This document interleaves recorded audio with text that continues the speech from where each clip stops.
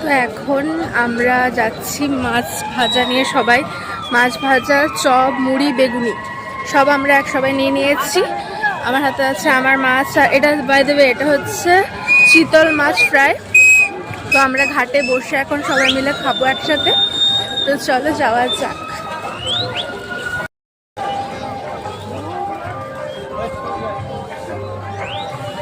আমরা সবাই তো চলে এসেছি, এখন আমরা সমুদ্রের ধারে বসে পড়েছি আর সবাই এক এক করে খেতেও স্টার্ট করে দিয়েছে। বাট আমি বললাম যে আমি একটু বসি, তারপর আমি খাবো, কারণ সমুদ্রের কাছে এখানে বসে খুবই ভালো লাগছিল, সমুদ্রটা দেখতেও খুব ভালো লাগছিল। তো ভাবলাম কিছুক্ষণ এখানে বসি, তারপর না হয় খাওয়া দাওয়া করা যাবে।